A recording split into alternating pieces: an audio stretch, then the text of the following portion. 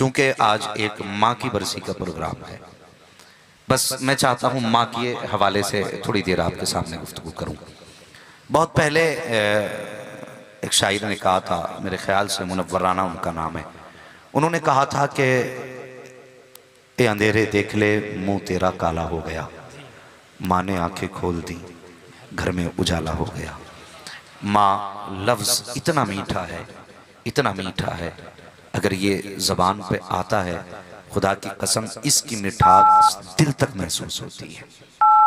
ये माँ लफ्ज़ इतना मीठा है, यकीन जाने जिनके सर पे माँ है ना, अभी वो दुनिया में किसी बादशाह से कम नहीं है। हाँ, जिनके सर पे माँ है ना, अभी समझे वो बादशाह है। और जिनको बाप मिला है ना, खुदा की कसम अभी वो मोहताज नहीं है। ये बात जहन में रखें। लेकिन मेरी बातों की कदर सिर्फ वही करेंगे जिन्होंने माँ का साया खो दिया है।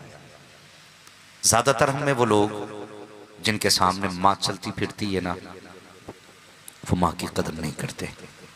माँ को कभी समझना हो ना, तो मैं ये नहीं कहता जाके मुशाहिद भाई से पूछो भी साल हुआ है माँ का इंतकाल हुए, क्या तुम्हें माँ की याद आती है कि नहीं।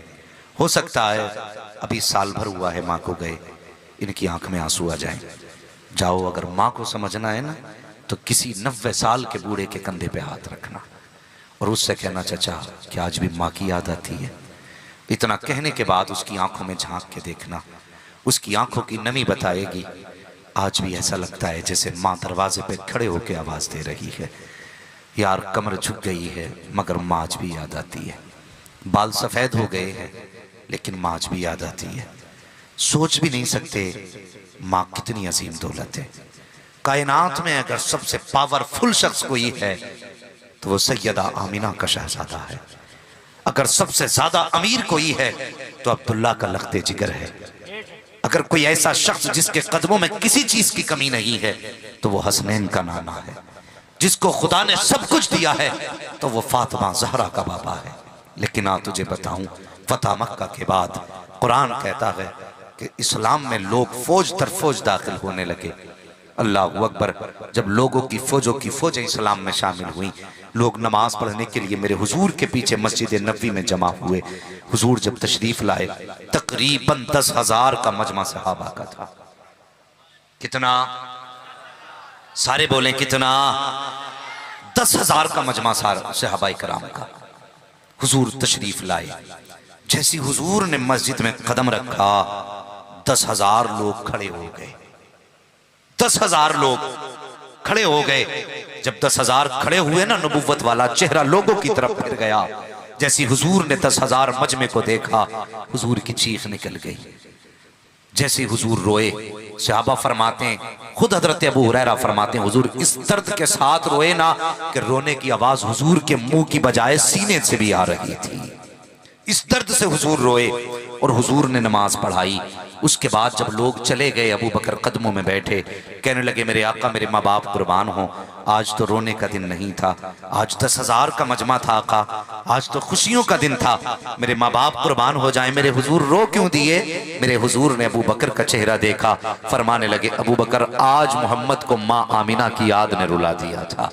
अल्लाह अकबर। इतना सुना हजरत अबू बकर भी रोने लग गए, या रसूल अल्लाह आज माँ की याद आई किस लिए। मेरे हुजूर फरमाते हैं आज 10,000 लोग मेरे लिए खड़े हुए, मेरे दिल ने कहा काश आज मेरी माँ आमिना होती। अल्लाह अकबर। सोचने की बात है प्यारे, मेरे हुजूर की जिंदगी आप देखते चलो, क्यों आज रोए हैं हुजूर। जब हुजूर पैदा नहीं हुए थे उसी वक्त हजरत अब्दुल्ला का इंतकाल हुआ। हुजूर दुनिया में जलवागर हुए, 6 साल की उम्र शरीफ की थी कि माँ के साथ आप वालिद की कब्र अनवर पर गए। कुछ दिन ननिहाल में मेरे हुजूर ने गुजारे हैं। 6 साल की उम्र शरीफ में मेरे हुजूर ननिहाल में कुछ दिन गुजार के वापस आ रहे थे कि रास्ते में सैयदा आमिना की तबीयत खराब हुई, बुखार की शिद्दत बढ़ी, इतनी तबीयत खराब हुई आप सवारी पे बैठ ना सकी। जब आप ना बैठने के काबिल रही, कहने लगी कि रोको काफिले वालों, अब मैं सवारी पे बैठ नहीं सकती। सुने जो माँ को गालियां देते हैं, सुने जो माँ को हिकारत की निगाह से देखते हैं, माँ क्या होती है। अल्लाह अकबर। हुजूर की जिंदगी देखो प्यारे, हजरत आमिना सवारी से उतरी, मेरे नबी की उम्र शरीफ 6 साल है, हुजूर को सामने बैठाया है। काफिले वालों ने इंतजार किया, तबीयत बिगड़ती गई। काफिले वाले कहते आमिना बता तो सही, साथ जाना है कि ठहरना है, अगर साथ चलना है तो चलिए, वरना हमें जाने की इजाजत दीजिए। जैसे जैसे वक्त गुजर रहा है, शाम करीब आ रही है, अगर रात हो गई तो जंगल में जानवरों का खतरा है, जान का खतरा हो जाएगा। अल्लाह अकबर, जरा बता तो सही, मक्का शरीफ भी दूर है, मदीना शरीफ भी दूर है, करीब करीब कोई बस्ती नजर नहीं आ रही है, काफिला है कि जाने की बात कर रहा है, सूरज है कि अपनी मंजिलों की तरफ रवा दवा है, अंधेरा करीब से करीब तर होता जा रहा है। जब काफिले ने जाने की बात की थी, मुझे बता तो सही 6 साल के बेटे के जिगर पे क्या गुजरी होगी। जब काफिले ने छोड़ने की बात की होगी तो मेरे हुजूर के कलेजे पे क्या गुजरी होगी। काफिले ने कहा था, उम्मे ऐमन जरा पता तो करो, हमें जाने की इजाजत दी जा रही है, ये खुद चलने के लिए तैयार है। जब उम्मे ऐमन ने इतना सुना, आंख में उम्मे ऐमन की आंसू आए और चेहरा मेरे हुजूर का देखने लग गई। हुजूर ने माँ के चेहरे की तरफ देखा, माँ ने बेटे के चेहरे को देख के कहा था, बेटे ने जाने की इजाजत दे दो। अल्लाह अकबर, जब काफिला जा रहा था, क्या मंजर था उस वक्त मकाम अगवा का। कभी हुजूर छुपते हुए सूरज को देख रहे हैं, कभी जाते हुए काफिले को देख रहे हैं। काफिला चला गया, मेरे हुजूर की निगाहें माँ के चेहरे अनवर पे जाके थम जाती हैं। अल्लाह अकबर, उम्मे ऐमन की मौत उम्मे ऐमन देख रही हैं। सैयदा आमीना की मौत का वक्त करीब आया है। माँ हुआ करती है जो परदेश जाकर के माँ बाप को भूल जाया करते हैं, उनसे सिर्फ एक गुजारिश करना चाहता हूँ प्यारे, परदेश पैसा कमाने जाओ तुम्हारा हक है, दौलत इकट्ठा करो तुम्हारा हक है, लेकिन कभी कभी माँ बाप को फोन पे बात भी कर लिया करो, इन्हें चेहरे भी दिखा दिया करो। तुम परदेश में 6-6 महीने तक माँ को फोन नहीं करते हो। जब माँ बाप हमसे आके शिकायत करते हैं, मौलाना कोई तावीज कर दे, बेटे को 3 महीने हो गए फोन नहीं आया है, कहीं किसी ने बेटे की नीयत तो नहीं बदल दी है, कहीं उसको किसी ने अपनी तरफ तो नहीं फेर लिया है। उस वक्त कलेजा टुकड़े टुकड़े होता है। परदेश जाकर के दौलत की चमक ने तुम्हें इतना अंधा कर दिया है कि माँ को फोन पे बात करने तक का तुम्हें वक्त नहीं मिलता है। कितने जवानों की कहानी तुम्हें सुनाऊं साहिब, हमने माँ बाप को ऐसे भी तड़पते देखा है, कहते तबीयत खराब है, बेटा है कि आने का नाम नहीं लेता है, मौलाना कोई तावीज कर दो कि बेटा पलट आए। बाप फोन करके कहता, बेटे जिंदगी के आखिरी लम्हे लग रहे हैं, तो बेटा फोन करके उधर से कहता है, अब्बा मैंने 10,000 खाते में लगा दिए हैं और तुझे शर्म आनी चाहिए, ये बाप तेरे 10,000 के लिए बीमार नहीं हुआ है, 50,000 के लिए बीमार नहीं हुआ है, तुझे क्या लगता है ये तेरे पैसों के लिए जिंदा है, तेरी दौलत के लिए जिंदा है। खुदा की कसम, जैसे तुझे खबर मिली थी कि बाप की तबीयत खराब है, 50,000 खाते में ना लगाता, 10,000 टिकट में लगा देता, बाप के कदमों में आके बैठता, दावे के साथ कहता हूँ 20,000 की दवा बाप के चेहरे पे वो खुशी नहीं दे सकती थी जो तेरा चेहरा बाप को खुश कर सकता था। आईसीयू में जाने के बाद भी तेरे बाप को वो ऑक्सीजन नहीं मिल पाती जो तू कदमों में आके बैठ जाता, उसके तलवों को दबाना शुरू कर देता। दावे के साथ कहता हूँ, जमाने की दवाई एक तरफ रखी जाए, बेटे का सीना दूसरी तरफ रखा जाए, तू आके बाप के सीने से सीना लगा, कसम खुदा की, जो सुकून तेरे बाप को हजारों दवा न दे सकती, वो तेरा सीना तेरे बाप को सुकून एक मिनट में दे सकता है। नारे तकबीर, नारे रसालत, हजरत अल्लामा हम्माद रज़ा साहब किबला जिंदाबाद जिंदाबाद जिंदाबाद। परदेश जाकर के माँ बाप को भूल जाते हो, तुम्हें क्या पता माँ बाप ने तुम्हें कैसे पाला है। हाँ, दौलत कमाओ, जरूरत है तुम्हारी, लेकिन नसीब वाले हैं वो बेटे जिनकी दौलत खर्च करने के लिए माँ बाप जिंदा है। हाँ, अगर तुम्हारे पास कोई जन्नत में जाने का टिकट हो तो मुझे भी दे दो, मैं तुमसे ज्यादा तलबगार हूं जन्नत का। लेकिन याद रखो, अगर माँ बाप नाराज हैं तो तुम्हें कोई भी जन्नत का टिकट नहीं दे सकता। ये मेरी बात याद रखना। क्या कौम का ये अलमिया नहीं है हजरत? पीर कहता है कि 40 जुम्मेरातें आना पड़ेगा, तो 42 जुम्मेरातें चक्कर लगा रहा है। और बाप कहते बेटे मेडिकल से ये दवा लानी है, तो पर्चा देख के आंखों में सुर्खी ला के चेहरा बिगाड़ के कहता तुम्हारे खर्चे उठाऊं या अपनी औलाद के खर्चे उठाऊं? तेरी जबान पे फालिज नहीं गिर जाता? आज बाप के 10 रुपए की खांसी की दवा तुझे फौज लगती है? पीर को राजी करने के लिए तू 4-4 हजार की मिठाई लेके जाए, तब तेरे कदमों पे फालिज नहीं गिरता? तब तुझे मौत नहीं आती? खुदा की कसम खा के कहता हूं, पीर कितना भी बड़ा पीर हो जाए, अगर बाप राजी नहीं है तो पीर तो क्या, गुंबदे खजरा की जाली पकड़ के मर जा, जन्नत नहीं मिल सकती है। और अगर गुंबदे खजरा ना जा सके, बाप के कदम पकड़ के मर जा। अगर बाप राजी है तो मदीने वाला मुस्तफा भी राजी है। किसने मिजाज बनाया कौम का? ये हम कहां जाके डूब गए? बाप को 10 मिनट देखने के लिए तैयार नहीं। पीर के घर में 40 जुमेरातें चिराग जला। ये दीन दिया तुझे नबी ने। मेरे हुजूर की बारगाह में सहाबी आए, कहने लगे हुजूर जंग में जाना चाहता हूं। मेरे हुजूर ने क्या फरमाया? फरमाया अहय्युन वालिदा का, क्या तेरे माँ बाप जिंदा हैं? उसने कहा जी या रसूल अल्लाह जिंदा है। कहा कैसे? कहा हुजूर बूढ़े हो चुके हैं। मेरे हुजूर ने फरमाया वापस चला जा। कहा मुझे जिहाद का सवाब नहीं मिलेगा? मेरे हुजूर फरमाते हैं जा, जब तू आया था तेरे माँ बाप का हाल क्या था? तो कहने लगा हुजूर मैंने रोते हुए छोड़ा है। मेरे हुजूर फरमाते हैं जा, जाके माँ बाप के चेहरे पे मुस्कुराहट ला दे, अल्लाह तुझे उसी में जिहाद का सवाब अता फरमा देगा। हमने तो ये दीन पढ़ा था, आज कौन सा दीन हम सीख रहे हैं? हैरत होती है। खुदा के वास्ते माँ बाप से दूर ना होना, माँ बाप से दूर ना होना। ये हल चलाने वाला जिसके नाखूनों में मिट्टी भरी रहती है, हाँ ये गोबर इकट्ठा करने वाली माँ जिसके हाथ में गोबर और मिट्टी लगा रहता है, तुझे पता है अगर ये हाथ उठा देती है ना अल्लाह का अर्श हिलने लगता है। जरूरी नहीं है माँ राबिया बसरिया हो तब दुआएं कबूल हो, माँ फातिमा ज़हरा हो तब दुआएं कबूल हो, माँ फातिमा उम्मुल खैर हो तब दुआएं कबूल हो। नहीं, माँ माँ होती है, अगर गोबर हाथ में लगा के फिर भी बेटे के लिए हाथ उठा देती है अल्लाह का अर्श हिलने लग जाता है। रब फरमाता अर्श क्यों हिल रहा है? वो कहता मालिक देख, एक बंदी ने माँ ने बेटे के लिए हाथ उठा दिए हैं। कब तू कब तक हिलेगा? कब जब तक इसकी दुआ कबूल नहीं होगी उस वक्त तक हिलता रहूंगा। रब फरमाता सुन, तूने बाद में देखा है, मैंने माँ के हाथों को पहले देख लिया है और रह गई मकबूलियत की बात। तो तूने कहा बाद में है, हाथ इसने बाद में उठाए हैं, मकबूलियत की जमानत मैंने माँ के हाथों को पहले अता फरमा दी है। क्या समझते हो तुम माँ को?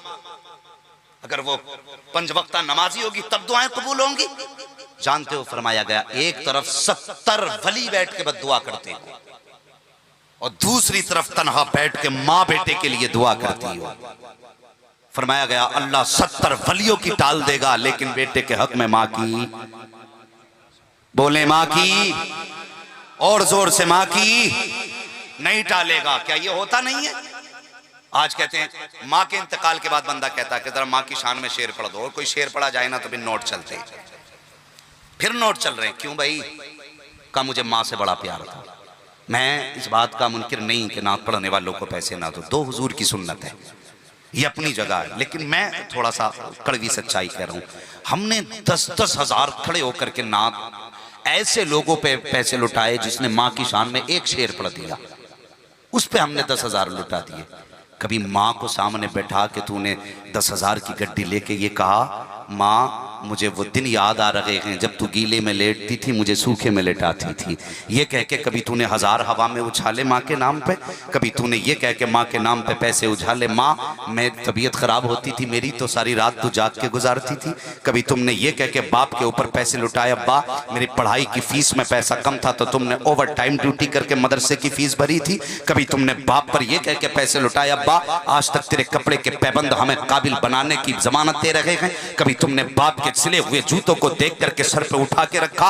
मैं कहता हूं जितने चाहो पैसे लुटाओ नात पढ़ने वालों पर, माँ की शान बयान करने वालों पर, लेकिन कभी कभी माँ बाप पे भी पैसे लुटा दिया करो, कभी उनके ऊपर भी निछावर कर दिया करो। उन्हें लगना चाहिए मेरे बेटे को मुझसे प्यार है। हाँ हाँ, ये अहले सुन्नत का एक अजीब मामला नहीं है कि जब माँ बाप जिंदा होते हैं तो एक एक वक्त की रोटी को तरस जाते हैं और उसी बाप का जब 40वां आता है तो बेटा बीघे भर में दस्तरखान बिछा देता है। जब पूछा जाता पान भी रखा है इसमें, सिगरेट भी रखी है इसमें, कौन सी चीज है जो आज दस्तरखान पे नहीं, क्यों इतना इकट्ठा किया? तो कहता मौलवी साहब जितनी चीजें हैं मेरे बाप को ये सारी पसंद थी। नादान तुझे आज बाप की पसंद का पता चला है? क्या ये अच्छा होता उसकी जिंदगी में तुझे उसकी पसंद का पता चल गया होता? क्या ये अच्छा होता कि तू कभी परदेश से बाहर से आ रहा था तो तूने जब घर के अंदर का इरादा किया था तो तुझे ये बात का पता था मेरी बीवी को सेब पसंद है, मेरी औलाद को अनार पसंद है, तुझे ये तो पता था मेरे बेटे को कौन सा फल पसंद है? क्या तुझे ये पता ना लगा 20 साल की जिंदगी में कि तेरे बाप को क्या पसंद है। तेरी बीवी ने 3 साल में तुझे आके बता दिया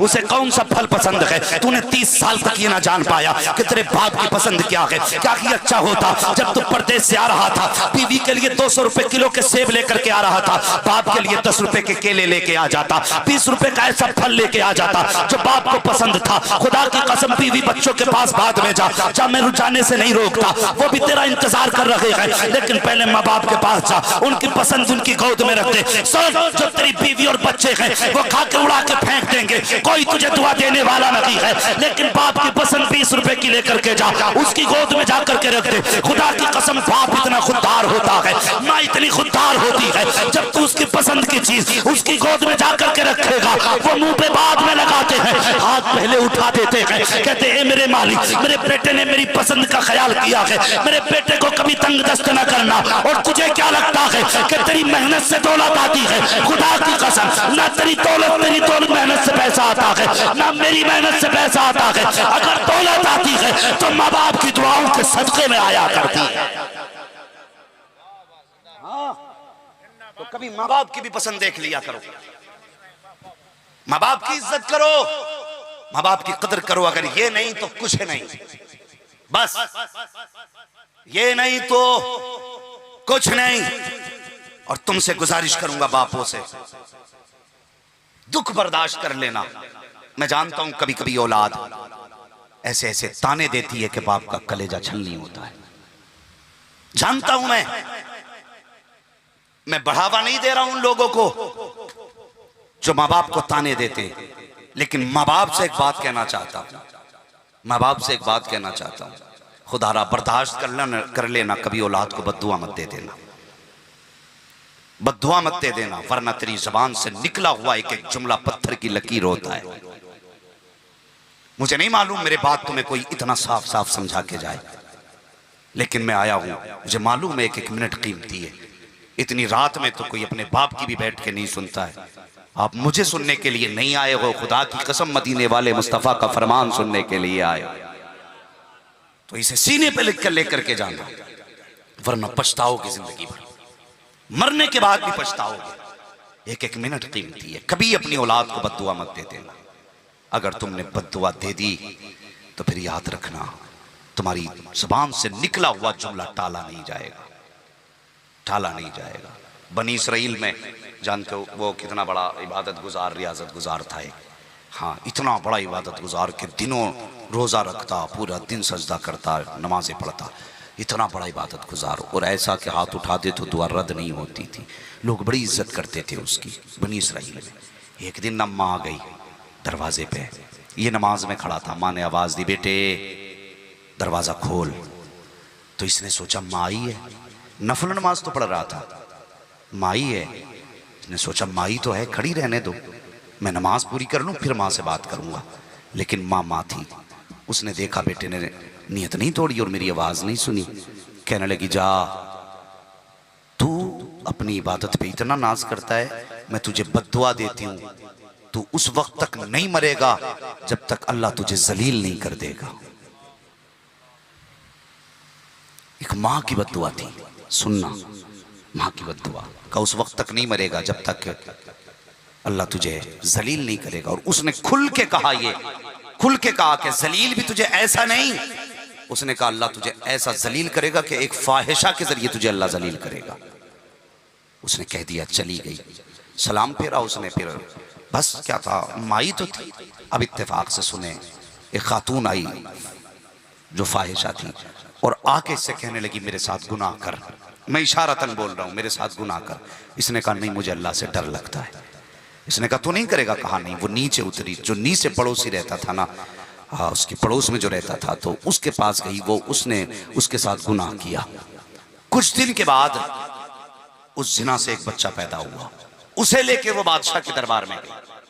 वो बादशाह के दरबार में जाके कहने लगी कि जिसे तू पारसा कहता है, मुत्तकी कहता है ना, वो इतना बड़ा गुनाहगार है कि उसने मेरे साथ जिना किया। तो उसे जलाल आ गया, कहा क्या बात कर रही है, ऐसा हो सकता है? कहा हाँ। का सबूत? कहा, उसने कहा ये बच्चा उसका सबूत है। अल्लाह हू अकबर, ये बच्चा उसका सबूत है। बादशाह ने जब इतना सुना गुस्से में आ गया, बात फैल गई, लोग हुक्म दिया जाओ उसे उसके इबादत खाने से घसीट के लाओ। लोग गए, मारते हुए लाए, मारते हुए इबादत खाने से लेकर के आए बादशाह के दरबार तक। उसने कहा यार बता तो सही कसूर क्या, क्यों मारा जा रहा है? बादशाह ने कहा ये देख खातून खड़ी है, ये क्या कह रही है? खातून ने कहा कि इसने मेरे साथ जिना किया है। जब इतनी बात कही उसने चेहरा देखा, देख के बस चुप रह जाता है, दंग रह जाता है। उसने कहा ये झूठ बोल लगी है। कहा झूठ नहीं, ये जो मेरी गोद में बच्चा है ये इसी का है। अल्लाह अकबर। जब इतना सुना है पूरे मजमे में सन्नाटा, पूरा दरबार भरा था, लोगों से हैरत से देख रहे थे। इतना बड़ा पारसा जिसको हम वली समझते हैं ये इतना बड़ा पापी निकला। अल्लाह अकबर। इसकी आंख में आंसू आ गए। जब इसके तरफ ये कहा गया, बादशाह ने हुक्म दिया कि इसका इबादत खाना भी गिरा दिया जाए, इसको कैद में डाला जाए। जब इतनी बात हो गई, इबादत खाना भी तोड़ दिया गया, तैयारी कैद की होने लगी। बादशाह कहने लगा कुछ कहोगे अपनी सफाई में? उसने कहा सफाई में कुछ नहीं कहना है, बस मैं जानता हूं ये गुनाह मैंने नहीं किया। कहा कोई सबूत है? अल्लाह अकबर। जब इतना कहा सबूत है? कहा हाँ। कहा कौन सबूत है? तुम कौन सा सबूत है तुम्हारे पास? इस आबिद ने देखा बच्चे की तरफ, कहा ये मेरी बेगुनाही का सबूत ये बच्चा है। कहा ये तो तुम्हारे गुनाह का सबूत है। कहा नहीं ये मेरी बेगुनाही का सबूत है। कहा कैसे? इसने कहा 2 रकात नमाज पढ़ने की मोहलत दी जाए। 2 रकात नमाज पढ़ने की मोहलत दी गई। इसने 2 रकात नमाज पढ़ी, उसके बाद अपनी जगह से उठा और उस बच्चे के पास गया जो बच्चा उस माँ की गोद में था। अल्लाह अकबर। बच्चे के सीने पे जाके हाथ रखा और रखने के बाद कहा बच्चे तू बता क्या मैं इस औरत का मुजरिम हूँ? क्या तू मेरी नाजायज औलाद है? जैसे इतना कहा था इसके हाथ रखते कि बच्चा बोल पड़ा। का बादशाह ये मुजरिम नहीं है, गुनाह इसने नहीं किया बल्कि गुनाह उसने किया है जिसने इल्जाम लगाया है। इतना सुनना था बादशाह उठ के खड़ा हो गया, कहने लगा यार तू इतना बड़ा पारसा है, अब तू हमें माफ कर दे, मगर बता तो सही अगर इतना बड़ा पारसा है तो ये तेरे साथ किस लिए हुआ? उसने कहा कसूर तेरा नहीं है, कसूर मजमे का नहीं है। का कसूर मेरा है। का कौन सा कसूर? का एक दिन मेरी माँ मेरे दरवाजे पर आई थी, उसने इंतजार किया था, आवाज थी मैंने ना सुना तो उसने बद्दुआ दी थी अल्लाह तुझे जलील करेगा और फाहिशा के जरिए जलील करेगा। का बादशाह कसूर तेरा नहीं है, कसूर मेरा है। अगर उस दिन मैंने माँ को इज्जत दी होती आज खुदा मुझे जिल्लतों के ये दिन नहीं दिखा सकता था। वाह वाह, नारे तकबीर, नारे रिसालत, जश्न ईद मिलादुन नबी हजरत अल्लामा हम्माद रज़ा साहब क़िबला। इसलिए माँ बाप की बद्दुआ से बचना, हाँ माँ बाप की बद्दुआ से बचना, ये याद रखना मेरी बात। माँ बाप से गुजारिश है कभी औलाद को बद्दुआ न देना, बर्दाश्त कर लेना, बर्दाश्त करना। वो बच्चों कभी ऐसी मंजिल जिंदगी में ना लाना जो तुम्हारे माँ बाप की जबान से एक जुमला भी निकले। हैरत नहीं होती है, पीर साहब के पास गए, बरकत नहीं है, पीर भी नहीं पूछता अम्मा अब्बा का क्या हाल है, हाँ वो भी नहीं पूछ रहा है, इल्ला माशाअल्लाह अब पीर रह गए काम के। मैं तो साफ कहता हूँ मुझे इसकी परवाह नहीं है, वो कई सारे पीर भी नाराज हैं मुझसे, मैंने कहा हो ना नाराज हो जाओ, बस ये तमन्ना है मदीने वाला पीर राजी रहना चाहिए। हाँ दुकानदारी वाला पीर नहीं, मदीने वाला पीर राजी रहे। इल्ला माशाअल्लाह कुछ लोग हैं जिनकी दिल पे नजरें होती हैं, कुछ लोग हैं बस जिनकी दिल पे नजरें होती हैं। हाँ अब तो बस ये है कि सब शेर की खाल में चल रहा है, मसला ठीक ठाक है, चल रहा है, चलिए चल रहा है, मगर खुदा के वास्ते मैं कहता हूँ कि 1000 खतीबों की तकरीरों से इतना असर नहीं होगा जितना एक पीर अगर इस्लाह पे आ जाए तो इस्लाह हो जाएगी। अगर वो मुरीद से ये कहते मेरे हाथ चूमने के लिए जब आए ना तो पहले घर से माँ के हाथ चूम के आना, तो खुदा की कसम 10 तकरीरों पे ये जुमला भारी हो जाएगा उसका। हाँ लेकिन वो भी चाहता है कि मैं ही मुजस्समा बना रहा हूँ, हाँ, लोग मुझे ही हजरे अस्वद बनाए रहे, मुझे ही चूमे। हाँ कुछ जगहों पे इस्तेलाम होने लगा, अब तो दूर दूर से चूमा चाटी चल रही है, अल्लाह खैर फरमाए। हाँ चल रहा है कि नहीं? और वो सजदे करा रहा है, वो हाँ। एक वीडियो में आया वो सजदे करा रहा है, वो ऐसे कर रहा है। अबे जब हुजूर को सजदे की इजाजत नहीं तो तेरे जैसे मक्कार को सजदे की इजाजत किसने दे दी? बताना, सजदे करा रहे, शर्म नहीं आती? और इनकी वजह से मेरे रजा पे लोग उंगलियां उठाते, वरना खुदा की कसम इमाम अहमद रजा की हक्कानियत और सदाकत तो ये है कि जो आला हज़रत को भौंका करते हैं ना, उन्हीं के कुतुब खानों में जाके देखो तो सारी किताबों की बुनियाद फतावे रज़विया नजर आया करती है। हाँ मैं इधर नहीं जाऊंगा आला हज़रत के कारनामों पे, बस मैं आपसे कुछ बात करना चाहता हूँ। कुछ बात आपसे करना चाहता हूं खुदा के वास्ते, जिसका जो हक है वो दो। माँ बाप से गुजारिश है, औलाद को बद्दुआ मत देना। मेरे हुजूर की बात याद है ना, मामा होती है। परदेश जाओ ना तो माँ बाप को भूलोगे, फिर नहीं बोल रहे। स्कूल हैं इस इलाके में, स्कूल हैं, पढ़ते भी हो, फिर भी धड़ी भड़ की खोपड़ी हिला रहे हो। अब तालीम का दौर है, अब जबान चलेगी, खोपड़ी नहीं। समझ रहे हैं ना मेरी बात? तो सर ना हिलाइए, जबान चलाइए। अगर पूछा जाए तो मुंह से बोलें, सर ना हिलाए। समझ रहे हैं? वो भीख मांगने हमारे यहाँ पे कुछ लोग आते हैं तो बैल साथ लाते हैं, आते हैं ना यहाँ पे। वो कहता बारिश होगी तो ये किसका काम हुआ? किसका? बोलो यार अजीम भाई। अब भी नहीं बोलोगे? किसका? बैल का। अब सर किसी का हिले तो समझ लेना, या तो इसका उससे करीबी रिश्ता है या उसका इससे करीबी रिश्ता है। ठीक है जी, बात महफिल में बोल के होनी चाहिए। माँ बाप की इज्जत करेंगे। परदेश जाओ ना तो माँ बाप से इतनी भी दूरी मत बना लेना कि माँ बाप परेशान हो जाए। ओ यार, ये तो कब्र में जाके बेटों से दूरी बर्दाश्त नहीं करते, कब्र में जाके बेटों से दूरी बर्दाश्त नहीं करते। हम तो जमीन पे दूरी बना लेते हैं इनसे, जमीन पे दूरी। वो कहने लगा अब कुछ अब्बाओं पे भी तकरीर कर दो मौलाना। मैंने क्या बात हो गई भाई? कहना अभी जमीन बांटी है मेरे अब्बा ने, तो मेरे भाई को 1.5 बीघा थी, मुझे 1 ही दी है। तो मैंने कहा सर फोड़ दे बाप का। फिर बताइए, बाप बाप है, वो माल नहीं, तेरी जान का भी मालिक है। अगर वो चाहे और तेरे बदन से खाल नोच नोच के उतारे तो तुझे इसकी इजाजत नहीं है तो उफ तक कर सके। फरमाया गया अगर बाप तुझे धूप में खड़े होने का हुक्म दे तो ऐसे खड़ा रहे जैसे कोई कटा दाग खड़ा रहता है। इसी में आफियत है। जन्नत में वही जाएगा जिससे बाप राजी होगा, और जिससे बाप राजी होते हैं उसी से रसूल पाक राजी हुआ करते। ये याद रखना मेरी बात। तो परदेश जाके माँ बाप को नहीं भूलना, माँ बाप की इज्जत करना।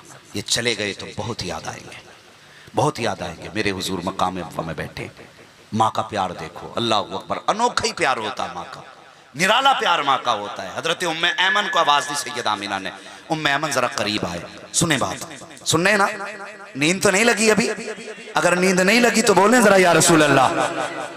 हाँ, बस मैं इंतजार नहीं करूंगा कि नकीब अहले सुन्नत मुझसे कहें कि बस मैं जब देखूंगा तुम्हारे चेहरे बिस्तर की तरफ जाना चाहते हैं तो मैं बात ख़त्म कर लूँगा। इसलिए कि हम पलटते नहीं बेजान किताबों के वर्क, हम वो पढ़ते हैं जो चेहरों पे लिखा होता है। हाँ, तो हम समझ जाएंगे आपकी बात को। परेशान हो रहे हैं कि भाई? परेशान हो रहे हैं क्या? है? हाँ, थोड़ा सा तरह बैठ जाइए, बस सुने मेरी बात। माँ का प्यार बड़ा अनोखा होता है। जितने जवान और बच्चे हैं मदरसे वाले बेटो, तुमसे गुजारिश है मदरसे जाया करो ना। माँ बाप अगर 100 रुपए दें, 50 दें, मुस्कुरा के रख लिया करो। कभी इन्हें ज्यादा के लिए तंग ना किया करो। तुम नहीं जानते हो, ये अगर हंस के 100 रुपए देते हैं तो अल्लाह उसमें 1000 की बरकतें अता फरमा देता है। हाँ, ये समझोगे इंशाअल्लाह। जिस दिन हमारी जगह पहुंचोगे उस दिन ये समझ जाओगे इनके 10 रुपए में अल्लाह ने कितनी बरकत रखी है। और मैं एक बात कहना चाहता हूं, आप कितने भी बड़े हो जाओ और पैसे वाले हो जाओ, कितने भी बैंक बैलेंस आपके पास हो ना, कभी माँ के पास बैठ के उससे 2 रुपए जरूर मांगा करो। कभी मांग के देखना उससे 2 रुपए। अल्लाह की कसम, अगर 10 करोड़ तेरे बैंक में है ना तो उसमें वो मजा नहीं है जो माँ 2 रुपए निकाल के देती है, उसमें मजा आता है। माँ माँ होती है, अनोखा प्यार माँ का होता है। हजरत उम्मे ऐमन को सैयदा आमिना ने बुलाया। बुलाने के बाद हुजूर का हाथ पकड़ा। 6 साल की उम्र थी और उम्मे ऐमन के हाथ में देके कहा, उम्मे ऐमन आज के बाद मेरा बेटा तेरे हवाले है। और फरमाया मेरे बाद मेरा बेटा रोने ना पाए। तारीख साज जुमला नबी की अम्मी ने कहा था, उम्मे ऐमन जिन बच्चों की माएँ बचपन में चली जाती हैं वो दीवार से लग के रोया करते हैं। मेरे बाद मेरा बेटा दीवार से लग के न रोने पाए। अगर ये दीवार से लग के रोया ना तो फरमाती आमिना की रूह कब्र में तड़प जाएगी। ये कह के अपने बेटे का हाथ उम्मे अमन के हाथ में दिया और उसके बाद सैयदा आमिना की आंख में आंसू आए। हुजूर माँ का चेहरा देख रहे हैं। मेरे हुजूर की अम्मी ने यूं बाजू फैलाने के बाद कहा था, मोहम्मद मेरे बेटे, आज तक तूने सऊदिया से लोरियाँ ली हैं, हलीमा से लोरियाँ ली हैं, सीमा से लोरियाँ ली हैं, आज आखिरी बार अपनी माँ से लोरियाँ सुन ले। अल्लाह अकबर ये कह के आवाज़ दी। हुजूर आए माँ के सीने से लिपट गए। कितना अजीम मंजर होगा वो जब कायनात के सरदार का सर माँ के सीने से लगा होगा। अल्लाह अकबर। हुराने जन्नत भी उस वक्त हसरत से सैयदा आमिना के आंचल को देख रही थी जब मेरे हुजूर माँ के सीने से लगे हुए थे। अल्लाह अकबर। सैयदा आमिना ने हुजूर को सीने से लगाया है। लगाने के बाद बेटे को सीने से हटाया, सामने बैठाया। अजीब मंजर है। 6 साल की उम्र शरीफ मेरे हुजूर की है और मेरे हुजूर की अम्मी ने बेटे के सर पे हाथ रखा। अल्लाह अकबर। ये वो बच्चा है जिसके बाप का विसाल पैदा होने से पहले हो चुका है। अब माँ बेवा माँ ने हुजूर के सर पे जब हाथ रखा है, हुजूर की आंखों से छम छम आंसू गिरने लगे हैं। मेरे हुजूर ने माँ के चेहरे को देखा। सैयदा आमिना तो बहुत कहना चाहती थी, ना जाने क्या क्या अपने बेटे से फरमाना चाहती थी, लेकिन जब्त के बंधन टूट गए। हिम्मत जवाब दे गई। चंद बातें सैयदा आमिना ने कही। फरमाती, ए मेरे बेटे, मैं दुनिया से जा रही हूँ। हर आने वाली चीज को जाना है, हर नई को पुराना हो जाना है, हर चीज को फना हो जाना है, लेकिन मैं तो जा रही हूँ। मेरा जिक्र कयामत तक बाकी रहेगा, मेरा जिक्र कयामत तक बाकी रहेगा। अम्मा किस लिए? अल्लाह अकबर। नबी की अम्मी ने कहा था कि मैंने तेरे जैसा पाक बेटा जो जन्म दिया है। पता चला जिनके बेटे पाक हुआ करते हैं उनकी माओ के चर्चे हमेशा हुए करते हैं। अगर बेटे अच्छे होते हैं तो माओ के तस्करे रहा करते हैं। फरमाती हैं, बेटे मेरा तस्करा कयामत तक रहेगा। माँ किस लिए? का तेरे जैसे बेटे को जन्म दिया है। ये कहते कहते सैयदा की जबान बंद हो जाती है। अल्लाह अकबर। हजरत आमिना का विसाल हुआ। मेरे नबी माँ के कदमा के सर पे अपना चेहरा माँ के चेहरे पे रख के आंसू बहा रहे हैं। अजीब मंजर था। मुहद्दिस देहलवी फरमाते हैं, तो मर्तबा मेरे हुजूर ने कहा था, अम्मी और बोलो ना। बड़ा अच्छा लग रहा था जब बोल रही थी, अम्मी और बोलो ना। फरमाते 2 मर्तबा मेरे हुजूर कह चुके थे, माँ और बोलो। इतने में उम्मे ऐमन ने कांधे पे हाथ रखा। फरमाती है, ए बेटे, जो दुनिया से चले जाते हैं वो बोला नहीं करते हैं। उम्मे ऐमन के इतने कहने पर मेरे हुजूर ने जबान को बंद किया। मुहद्दिस देहलवी कहते हैं, ये उम्मे ऐमन का कहना था कि 2 मर्तबा पे हुजूर रुक गए। अगर तीसरी मर्तबा का कहते थे, माँ और बोलो, तो आमिना को उठना पड़ जाता, बेटे से बोलना पड़ जाता। इसलिए कि ज़बान मुस्तफा की होती थी, फरमान पैदा करने वाले खुदा का हुआ करता था। अल्लाह क्या कहने बाप। ये मेरे हुजूर की शान है। मुहद्दिस देहलवी फरमाते हैं कि हुजूर ने कितनी बार कहा? 2 मर्तबा।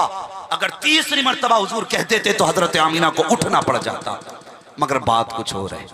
हजरत आमिना का विसाल हुआ। उस मैदान में, उस रेतीली पहाड़ियों में मेरे हुजूर ने माँ की कब्र अनवर बनाई। अल्लाह अकबर। अगर ये कब्र अनवर ऐलान नबुव्वत के बाद बनती तो तुम्हें लगता है जनाजे में कितने लोग होते? खुदा की कसम, कांधा देने की जगह नहीं मिलती, हाँ मिट्टी डालने की जगह नहीं मिलती, मगर नविश्ते तकदीर, हाँ ऐसा ही था कि कायनात के ताजदार को जन्म देने वाली माँ आज उस शहर में, उस वादी में खामोश हो गई है जिस वादी में मिट्टी देने के लिए बेटे के सिवा कोई दूसरा मर्द नजर नहीं आया। अल्लाह अकबर। उसी रेतीली वादी में उम्मे ऐमन ने और हुजूर ने अपनी अम्मी की कब्र अनवर बनाई। हजरत उम्मे ऐमन फरमाती हैं, अजीब हाल था उस जमीन का जब मेरे हुजूर माँ को कब्र अनवर में उतार के कब्र बना रहे थे। खुदा की कसम, तारीख में कोई कब्र ऐसी नहीं मिलती है। एक कब्र अनोखी मिलती है जो मेरे हुजूर ने अपनी माँ की बनाई है, और दूसरी अनोखी कब्र करबला में मिलती है जो मेरे हुसैन ने अपने असगर की बनाई थी। आज तक इन 2 कब्रों की मिसाल नहीं मिलती है। अल्लाह अकबर। फरमाती उम्मे ऐमन, हुजूर अपने हाथों से माँ की कब्र अनवर पर मिट्टी और पत्थर रख रहे थे। फरमाती छिड़काव के लिए पानी तो न था, लेकिन नबुव्वत वाली आंखों से मेरे हुजूर आंसू बहा के माँ की कब्र अनवर पे छिड़काव कर रहे थे। फरमाती हुजूर ने माँ की कब्र अनवर बनाई और बनाने के बाद जब पलटी हैं, कहते हैं मेरा कलेजा मुंह को आने लगा। मैं हुजूर को लेके चली ना, हुजूर मुड़ मुड़ के माँ की कब्र अनवर को देख रहे थे। अल्लाह अकबर। जानते हो माँ क्या चीज है? कभी कब्रिस्तान भी चले जाया करो प्यारे, कभी माँ बाप की कब्रों पे भी चक्कर लगा लिया करो। तुम्हें ईद के दिन मेले बाजार तो याद रह जाते हैं, तुम्हें ईद के दिन माँ बाप की कब्रें याद नहीं रहती हैं, तुम्हें नए कपड़े पहनने के बाद यारों को सलाम करना तो याद रह जाता है, कभी माँ की कब्र पे हाथ उठाने की तुम्हें तौफीक नसीब नहीं होती है। उम्मे ऐमन फरमाती मैं टीले से नीचे उतरी, उतरते वक्त मेरे हाथ से हुजूर का हाथ छूट गया। कहती बस हुजूर का हाथ मेरे हाथ से छूटा ना, फरमाती मैं आगे आ गई, पीछे मुड़ के देखा हुजूर का पता न चला, जंगल था, मैं घबरा गई कहीं कोई जानवर तो हुजूर को ना लेके चला गया। अल्लाह अकबर। फरमाती मैं अपनी सोच के मुताबिक सोच रही थी, मैं दौड़ करके फिर टीले पर गई। कहती जब मैंने टीले पे चढ़ के देखा तो मेरा कलेजा फटने लगा। मैंने क्या देखा? हुजूर माँ की कब्र अनवर से लिपट के रो रहे हैं। अल्लाह अकबर। देखो तो सही माँ का प्यार क्या होता है। फरमाती बाप हुजूर माँ की कब्र से लिपट के रोए, मैंने हुजूर को गोद में उठाया, सवारी पर बैठा करके लेकर के चली। अल्लाह अकबर। ये सफर मुश्किलों का मेरे हुजूर ने तय किया है और उसके बाद फिर हुजूर माँ के बाद अपने दादा की कफालत में आए हैं। 8 साल की उम्र शरीफ दादा की थी, तो उस वक्त दादा का भी जनाजा उठा जब हजरत अब्दुल मुत्तलिब का जनाजा उठा है। अल्लाह अकबर। बड़े बड़े सरदार मक्के के जनाजे में शामिल हैं, तारीख गवाह है, हजारों की तादाद में लोग जनाजे में थे, लेकिन मुअर्रिखीन ने लिखा है 8 साल का एक बच्चा कभी दीवार से लग के इधर रो रहा था, कभी उधर रो रहा था, और वो कोई आम बच्चा ना था बल्कि वो मेरे मुस्तफा की जात थी। आज मेरे मुस्तफा दादा के साए से भी महरूम हो चुके हैं। अल्लाह अकबर। उसके बाद चचा की कफालत में आए, फिर चचा का भी इंतकाल हुआ है। आज ऐलान नबुव्वत के बाद वो दिन आया है, 10,000 के मजमे को हुजूर ने देखा है, तो हुजूर को माँ का बचपन, अपने बचपन का दौर याद आया।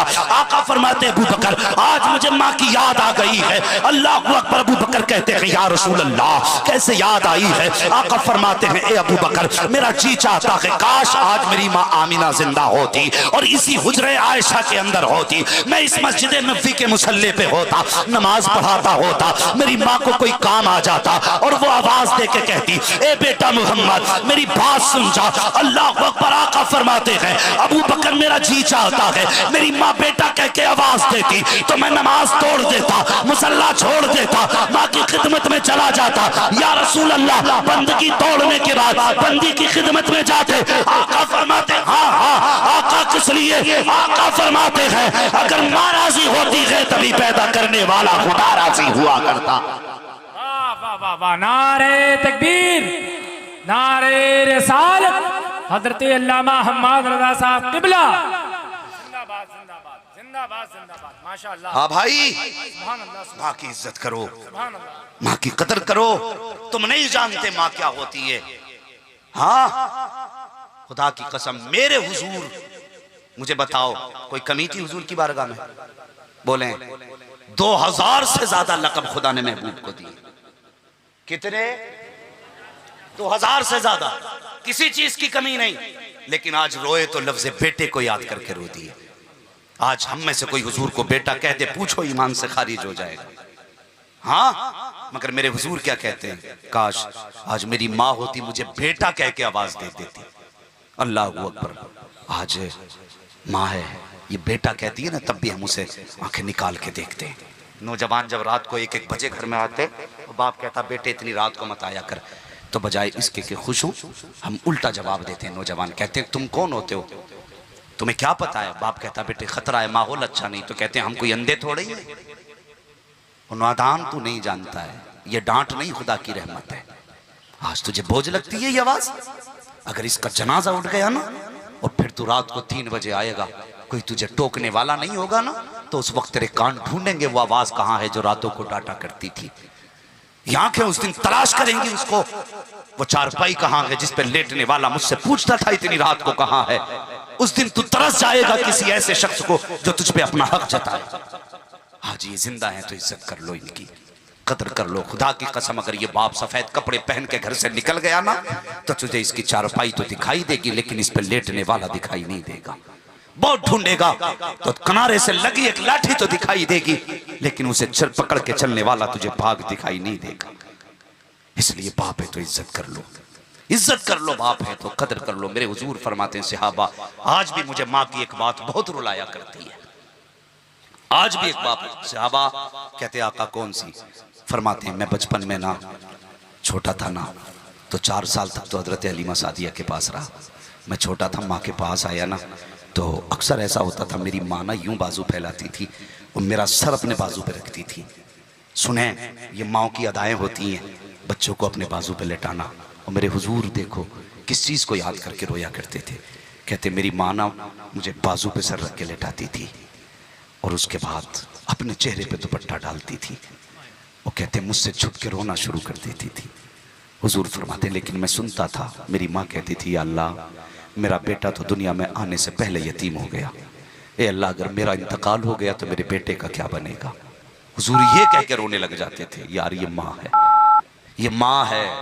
आका फरमाते आज भी मुझे माँ की बातें रुलाया करती हैं, आज भी माँ की बातें रुलाया करती हैं।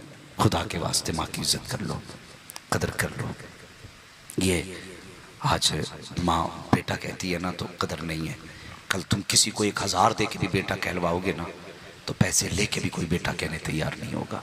ये बैठे उलमा बैठे नकीब अहले सुन्नत हैं, ये बड़े बड़े उलमा, इनसे पूछो इश्तिहारात में कितने बड़े बड़े नाम आते हैं, कौन सा लक़ब अल्लामा फ़हामा खतीब ये वो सब आता है, लेकिन खुदा की कसम इन लफ्ज़ों से कभी कलेजा ठंडा नहीं होता। कब ठंडा होता है हमारा कलेजा? जब घर जाते हैं ना और माँ आज भी कहती है मेरा बेटा आ गया। खुदा की कसम दुनिया के 1000 लफ्ज़ों में वो मज़ा नहीं है जो माँ की ज़बान से लफ्ज़ बेटा निकलता है ना तो कलेजे ठंडे हो जाया करते हैं।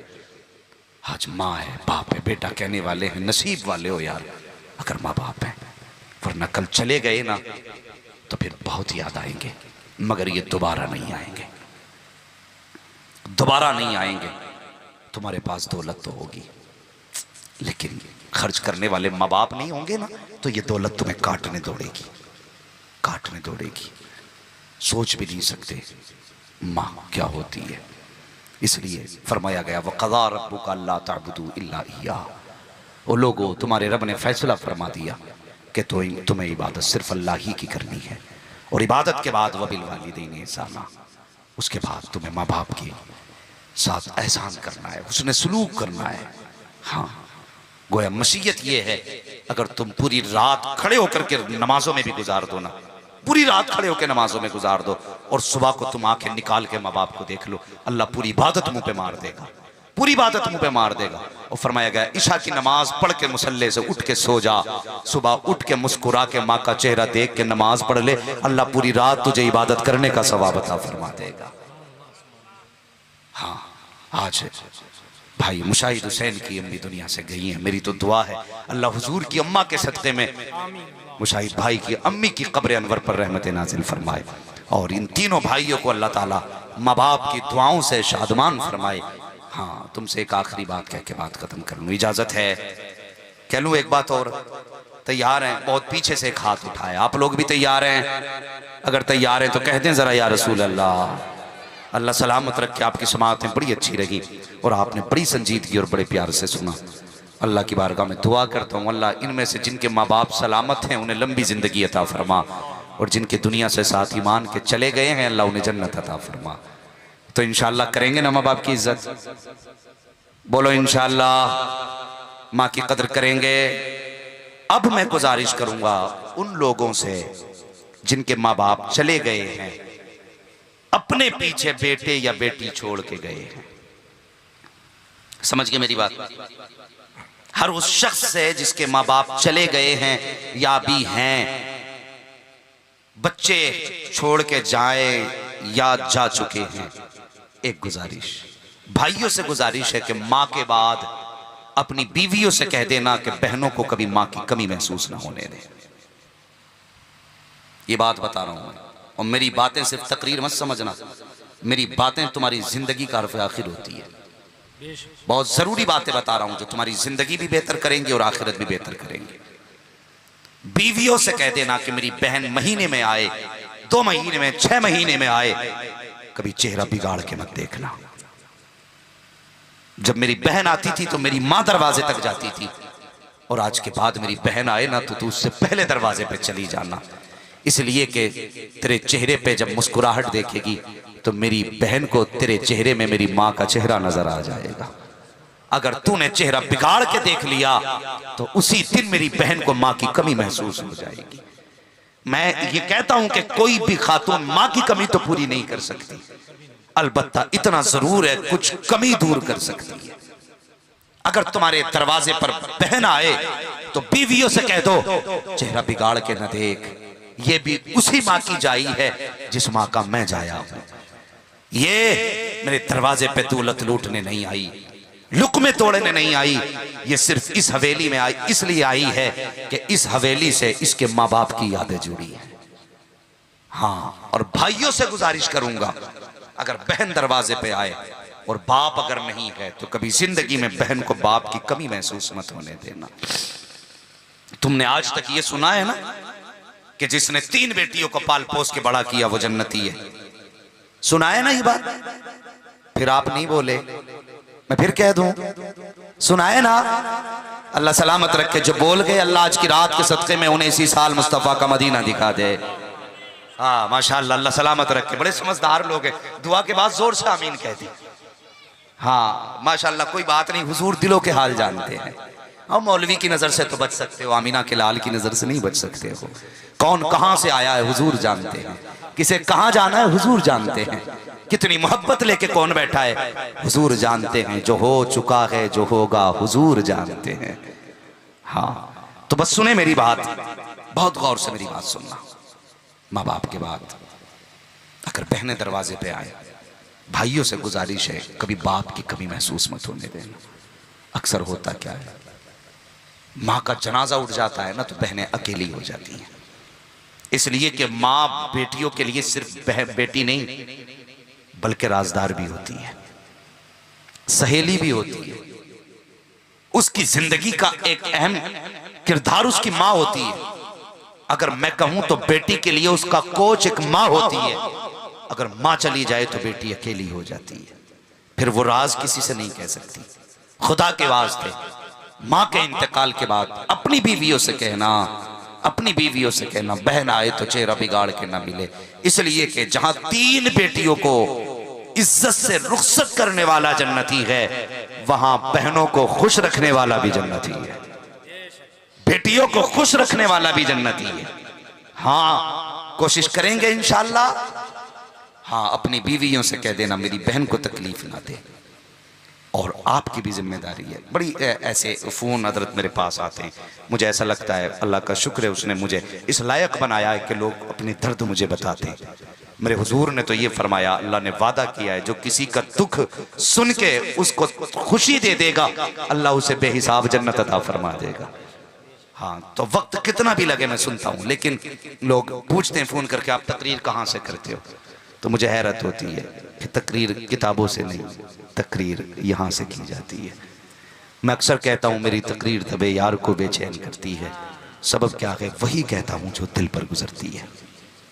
कितनी कहानियाँ ऐसी हैं साहिब जहाँ भाइयों ने बेटियों को लावारिस बनाया, और ऐसा बनाया कि फिर बेटियों को कभी दरवाज़ा नसीब नहीं हुआ। जिन घरों से बेटियाँ रूठ जाती हैं, याद रखना उनसे खुदा की रहमतें रूठ जाती हैं, रूठ जाती हैं खुदा की रहमतें। बेटियों को कभी रूठने न देना, कभी नाराज ना होने देना बेटियों को। बेटियां कभी खाली नहीं आती, अल्लाह की रहमतें अपने दामन में लेके आया करती हैं। हाँ बहनें कभी खाली नहीं आती हैं, खुदा की रहमतें साथ लेके आया करती हैं। और सुने, अगर भाई छोड़े हैं आपके, तो अगर अल्लाह ने आपको अमीर बनाया, दूसरे को गरीब बनाया, होता है ना सब बराबर, सब बराबर। अल्लाह सलामत रखे, आपके समझ गए, इधर वाले लोग बोल गए लेकिन इधर वाले चुप हैं, सब बराबर है। कोई गरीब भी होता है, कोई अमीर भी होता है। हैरत होती है बाप के इसाले सवाब के लिए आदमी ने 40 डेगे बनवाई कि चलाओ लंगर दुनिया को खिलाना है। क्यों? आज अब्बा की इसाले सवाब की महफिल है। मैं कहता हूँ इसाले सवाब का मतलब सिर्फ यही नहीं है कि 10 डेगे बना के बांट दी। इसाले सवाब का मतलब यही नहीं है कि 10 गरीबों में कपड़ा बांट दिया। सुन, अगर बाप की रूह को खुश करना चाहता है तो वो गरीब भाई जो तुझसे अलग रहता है, जिसके दस्तरखान पर टूट सूखी रोटियां रखी हुई हैं, या तेरे जैसा अच्छा नहीं खाता है, अल्लाह ने तुझे साहिब सरवत बनाया है, साहिब दौलत बनाया है, तो कभी अपने दस्तरखान का अच्छा खाना उठा, गरीब के दस्तरखान पे लेके जाके बैठ जा और उसके आगे का खाना अपने आगे रख ले। उसके खाने के लुकमे बना के अपने मुंह में ले और अपने खाने के लुकमे बना के गरीब भाई के मुंह में दे। तुझे लगता है कि इन जलसों से जितना सवाब मिलेगा उतना किसी से नहीं मिलेगा, तो सुन प्यारे, अगर तू हाथ से लुकमे बना के गरीब भाई के हलक से उतारेगा, दावे के साथ कहता हूँ, इधर हलक का लुकमा कलेजे पे जाके भाई के कलेजों को ठंडा करे करेगा, उधर फरिश्ते कहेंगे मुबारक हो, तेरा बेटा दूसरे बेटे को सीने से लगा रखा हूं। तो जितनी ठंडक बाप को जलसे से होती है, उतनी ठंडक बाप को बेटे के खुश होने से हो जाया करती है। बाप को तसल्ली देना चाहते हो तो उसके छोड़े हुए गरीब बेटे को सीने से लगा के रखना। मौजू बड़ा वसी है, अगर इस पे गुफ्तगू होती रहे तो रात भर नहीं 15 रातें भी कम है। हाँ, इसलिए कि लफ्ज़ माँ को अगर फैलाओ तो एक कायनात बनती है, और कायनात को समेट दो तो माँ बना करती है। हाँ, कायनात को समेट दो तो माँ बनती है। अल्लाह अकबर। माँ होती है, उसके लहजे जैसा किसी का लहजा नहीं, उसके चेहरे जैसा किसी का चेहरा नहीं, उसके प्यार जैसा किसी का प्यार नहीं। वो मुस्कुरा दे तो ऐसा लगता है जन्नत के सारे दरवाजे खुल गए। हाँ, वो दुआएं दे दे तो ऐसा लगता है जैसे कि खुदा की रहमतों के बादल साथ चलने लग गए हों। हाँ, इतनी सारी मिसालें हैं। बस बहुत ज़्यादा तवील ना करके मौजू को बस मैं ये बात कह दूँ, तूफ़ान नूह लाने से आखिर क्या फ़ायदा, एक अश्क ही बहुत है अगर कुछ असर करे।